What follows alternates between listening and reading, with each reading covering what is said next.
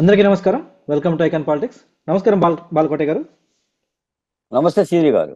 Sir, ఆ, ఈరోజు రాష్ట్ర ఎన్నికల ప్రధాన కార్యదర్శి, ఆ, ప్రధాన అధికారి ముఖేష్ కుమార్ గారు ఆ, ఏం చెప్పారంటే ఏపీ సిఎస్ మీద, డీజీపీ మీద ఎలక్షన్ కమిషన్ నిర్ణయం కోసం వేచి చూస్తున్నామని చెప్పేసి హెడ్లైన్స్లో వచ్చిన వార్త.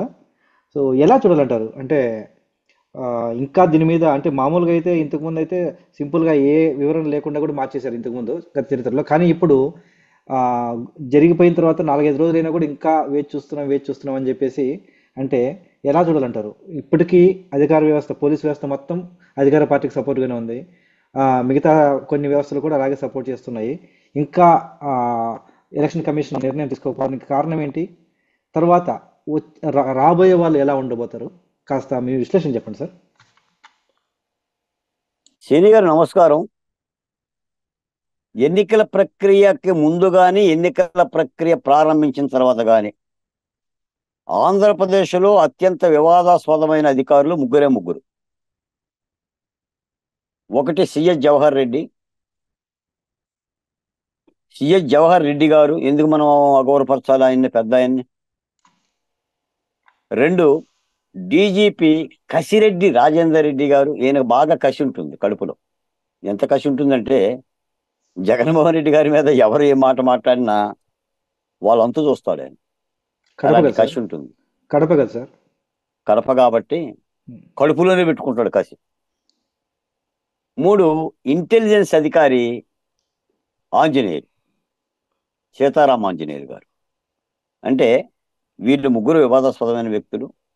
ప్రతిపక్ష పార్టీలు ఇప్పటికి 101 సార్లు ఫిర్యాదులు చేసి ఉంటాయి, వీళ్ళని మార్చండి, లేదా ప్రజాస్వామిక ఎన్నికల క్రతువుకి విఘాతం కలుగుతుంది, వీళ్ళు ఐఏఎస్లుగా కాకోకుండా ఐపీఎస్లుగా కాకోకుండా వైసీపీగా పనిచేస్తున్నారు అని చాలా విజ్ఞప్తులు వెళ్ళినాయి, ఫిర్యాదులు వెళ్ళినాయి. రాష్ట్రం కూడా అన్ని రాజకీయ పక్షాల నుంచి వెళ్ళినాయి, ఒక తెలుగుదేశం పార్టీ నుంచే కాదు, చాలా మంది మీద వెళ్ళింది. వాళ్ళ ముగ్గురు నడక కూడా అదే. నిన్న ఆంధ్రప్రదేశ్ ఎన్నికల అధికారి కూడా ముఖేష్ కుమార్ మీనా గారు ఫిర్యాదులు అందిన మాట యథార్థం, మేము కేంద్ర ఎన్నికల సంఘానికి పంపిస్తాం, నివేదిక రాగానే చర్యలు తీసుకుంటామని చెప్పేసి ఏదో తాత్పర్యం చెప్పారు. కానీ ఆ ముగ్గురిని మార్చాల్సిన అవసరం అయితే ఉంది. ఈ ముగ్గురు పర్యవేక్షణ ఉండగా ఆంధ్రప్రదేశ్లో ఎన్నికలు ప్రశాంతంగా జరుగుతాయి అని చెప్పేసి ఆంధ్ర రాష్ట్రంలో ఎక్కడ కూడా అలాంటి భావనలు లేవు. పైపెచ్చి ఏంటంటే ఎన్నికల ప్రక్రియ స్టార్ట్ అయినప్పుడు తప్పనిసరిగా ప్రతి రాష్ట్రంలో కూడా అంత ముందున్న అధికారులను మార్చాలి. అది విధానం. అది శని గారు, ఎన్నికల ప్రక్రియ ప్రారంభమైనప్పుడు అంతకు ముందు ప్రభుత్వ ఏలుబడిలో ఉన్న అధికారులని మార్చాలి. మీరు గమనించారో లేరో, ఎన్నికలకు ముందు మూడేళ్లుగా 4 ఏళ్లుగా పనిచేసే ఎంఆర్ఓలని, ఎండిఓలని, ఎస్ఐలని, సిఐలని, డిఎస్పీలని మారుస్తారు. అందరినీ స్థానభ్రంశం చేస్తారు. మరి వీళ్ళని ఎందుకు మార్చరు? అదే కదా ఎన్నికల కమిషన్ అంటే. ఎందుకంటే వాళ్ళ ఆధ్వర్యంలో ఎన్నికలు జరగాలి కాబట్టి. మళ్ళీ ఆ ప్రాంతంలో 3 ఏళ్ళు 4 ఏళ్ళు పనిచేసిన వాడు అక్కడున్న రాజకీయాలకి తొత్తులుగాను, ఎమ్మెల్యేలకో, మంత్రులకో, ప్రభుత్వానికో విధేయతగా పనిచేస్తారనే కదా మార్పులు చేసేది. ఒక అధికారి శాశ్వతంగా ఒక చోట మనం ఎందుకు ఉంచాము? ఎందుకంటే రాజ్యాంగ ప్రక్రియను అపహాస్యం చేసి అక్కడ ఊడిగం చేస్తారని, రాజకీయ ప్రలోభాలకి లోనై పనిచేస్తారనే కదా ఈ ట్రాన్స్ఫర్లన్నీ వచ్చినాయి. అవును సార్. మరి అందులో భాగంగా ఈ ముగ్గురిని కూడా మార్చారు కదా. కాబట్టి మార్చాల్సిన అవసరం ఉంది. తప్పనిసరిగా ప్రక్రియ ప్రకారంగా చర్యలు తీసుకోవాలి. ఈ సందర్భంగా మీరు అడిగినా అడగపోయినా ఒక మాట చెప్పాలి మీకు సీనియర్ గారు, నా ధర్మంగా.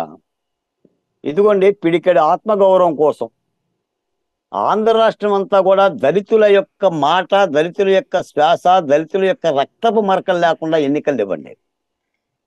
తెలుగుదేశం పార్టీ మాట్లాడినా, జనసేన పార్టీ మాట్లాడినా, భారతీయ జనతా పార్టీ మాట్లాడినా, ఎవరు మాట్లాడినా కూడా దళితులని ఆంధ్రప్రదేశ్లో చెవులు మూసి చంపారు, రక్తాలు కళ్ళ చూశారనేది వాసన. మేము 4 ఏళ్లుగా పిడిగడ ఆత్మగౌరవం కోసం ఈ విధంగా పోరాడాం. మీరు గుర్తుపెట్టారు లేదు, ఇదిగోండి డాక్టర్ సుధాకర్, మాస్క్ అడిగిన నేరానికి హత్య చేయబడ్డ ఒక అభాగ్యుడు డాక్టరు, దళితుడు. మాస్క్ పెట్టుకొని నేరానికి హత్య చేయబడ్డ కిరణ్ కుమార్, చీరాల కిరణ్ కుమార్. ఎమ్మెల్సీ అనంతబాబు నేనే చంపానని చెప్పేసిన డ్రైవర్ సుబ్రహ్మణ్యం అండి. కడపలో పశుసంవర్ధక శాఖ ఈడీగా పనిచేసిన డాక్టర్ అచ్చెన్న ఇతను చనిపోతే వారం రోజుల పాటు కుక్కలు ముట్టినాయండి శవాన్ని. ఈ కేసులో కూడా అందరిని అరెస్ట్ చేయలేదు. ఇసుక ట్రాక్టర్లు అడ్డుకున్నందుకు శిరోమండనం వరప్రసాద్ పోలీస్ స్టేషన్లోనే శిరోమండనం చేశారు. శిరోమండనం వరప్రసాద్ రాష్ట్రపతికి లేఖ రాస్తే రాష్ట్రపతి స్పందించాడు, కానీ రాష్ట్ర ప్రభుత్వం స్పందించాలి. అబ్దుల్ సలాం నలుగురు భార్యాబిడ్డలతో పాణ్యం రైలు పట్టాల మీద ఆత్మహత్య చేసుకున్న సంఘటన హృదయ విదారక సంఘటన. రాష్ట్రంలో మైనార్టీ కులాలను ఒక్కసారి దిగ్గున మేల్కొల్పిన సంఘటన. అమర్నాథ్ తన అక్కను వేధించారని చెప్పి ప్రశ్నించినందుకు పెట్రోల్ పోసి కాల్చి చంపారండి. పార్వతి ఒక దళిత స్త్రీ అత్యాచారం చేసి హత్య చేశారండి ఈ అభాగ్యురాల్ని. వడ్డీ డబ్బులు కట్టలేదని మరో మహిళ మీద దాడి చేసి ఇలా కొట్టారండి.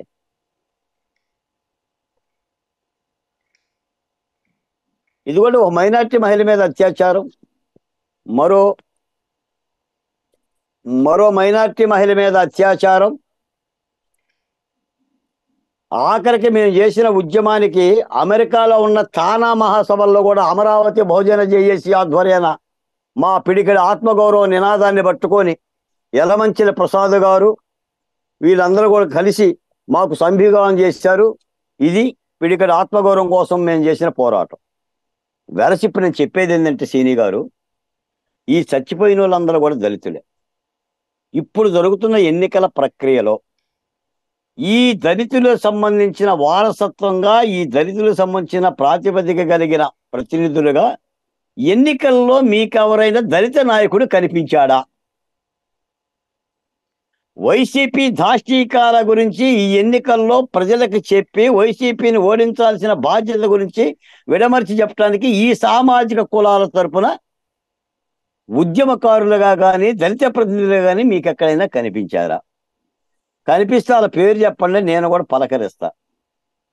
అంటే నేను ఎందుకు చెప్తున్నా అంటే ఈ మాట, యుద్ధం ఎప్పుడు కూడా నేల విడిచి సాము చేయకూడదని చెప్పి చెప్తున్నా. ఎవరైతే మాట్లాడాలో, ఎవరైతే దాష్టీకాలకు గురయ్యారో, దారుణాలకు గురయ్యారో, రక్తపు మరకలు అంటున్నాయో ఆ సామాజిక వర్గాల ప్రతినిధులు కూడా ఈ ఎన్నికల రాజకీయ క్షేత్రం మీద ఉండగలిగితేనే ప్రతిపక్ష పార్టీలకి విజయం వస్తుందని చెప్పి చెప్తున్నా. ఇందరి యొక్క మరణాలకి కారణమైన రాష్ట్ర ప్రభుత్వాన్ని, దాని మీద ప్రతిఘటన పోరాటాలు చేసిన 4 ఏళ్లుగా గడగడలాడించిన ఉద్యమ శక్తుల్ని ఈ ఎన్నికల్లో పక్కన పెట్టడం మూలాన ప్రతిపక్ష పార్టీల కూటమి వాళ్ళకి కలిగే లాభమేమీ ఉండదనేది నా భావన. సరే, వాళ్ళు ఏమంటారంటే మీరందరూ అజ్ఞాతంలోకి వెళ్ళండి, మీరందరూ అరణ్యవాసంలోకి వెళ్ళండి, మీరందరూ లేకపోయినా మేము యుద్ధం చేస్తాం, మేము ముగ్గురం కలిసి కాబట్టి నీకు అధికార పార్టీ తుత్తునీలే, పాండవుల ముందు కౌరవుల కనుక ఓడిపోయినట్టుగా ఓడిపోతారు, మేము చూసుకుంటామని అంటారు వాళ్ళు. కానీ ప్రజాస్వామిక ఎన్నికల ప్రక్రియ అలా ఉండదు. ప్రజలు ఆస్వాదిస్తారు వాళ్ళ వాళ్ళ సామాజిక వర్గ నాయకులు కనిపించాలని. ప్రతి కులము, ప్రతి సామాజిక వర్గము దాని ఔన్నత్యాన్ని, దాని ఆత్మగౌరవాన్ని, దాని ఉన్నతిని కోరుకుంటుంది. పూత నేర్చిన వాళ్ళ కులం కోకిలు అంటారా, ఆకలేసి అరిచిన వాళ్ళు కాకులు అంటారా అంటాడు జాలాది రాజారావు. కోకిల పాట కోకిలదే, కాకుల అరుపు కాకులది. బాలకోట కాకిలా గరిచిన కాకులకు కాకి అరిపే కోకిల పాటలా ఉంటుంది. కోకిలకు కాకి అరుపు కోకిల పాటలా ఉండదు. ఇది సమాజం యొక్క స్థితి. కాబట్టి మనం చెప్తున్నాం, భిన్న కులాలు, భిన్న మతాలు, భిన్న నాగరికతలు, భిన్న వేషధారణలు, భిన్న సంస్కృతులు వెరసి భారతీయ సమాజం, నిచ్చెనమెట్ల సమాజం, కులాల సమాజం, హెచ్చుతగ్గుల సమాజం, ఆర్థిక అసమానతల సమాజం. సీని గారు అమెరికాలో ఉన్నాడన్న, బాలకోట ఆంధ్రప్రదేశ్లో ఉన్నాడన్న కారణాలు అది. ఈ హెచ్చుతగ్గుల స్థితి వస్తుంది. కాబట్టి యుద్ధంలో ఈ దళితుల యొక్క శ్వాస, ఈ దళిత నాయకత్వం, డాక్టర్ సుధాకర్ యొక్క వారసుడు, మళ్ళీ చెప్తున్నా, ప్రతిపక్ష పార్టీలుగా డాక్టర్ సుధాకర్ యొక్క వారసులు ఈ యుద్ధంలో కనిపించింది రాదు. కనిపిస్తేనే ప్రతిపక్ష పార్టీలకు బలం, విజయం. ఈ మాట మాత్రం మీ ద్వారా, మీ ఛానల్ ద్వారా చెప్పదలుచుకున్నారు శ్రీని గారు. ఖచ్చితంగా సార్. మీరు చెప్పినట్టు ఈ విషయాన్ని ఖచ్చితంగా సీరియస్గా ఆలోచించాలి. ఆ ప్రతిపక్షాలు కూటమి కట్టినది మాత్రం సరిపోదు. ప్రజానాయకులు, ప్రజా ఉద్యమాలు చేసే వాళ్ళని కూడా కలుపుకొని ఇలాంటి బాధితులు వారి కుటుంబ సభ్యుల్ని వేదికల మీద తిప్పి వారి చేత జరిగిన దారుణాలని ప్రజలకు వివరించేలా చేసి మరింతగా ముందుకెళ్ళాలని ఆశిద్దామండి. ధన్యవాదాలు సార్.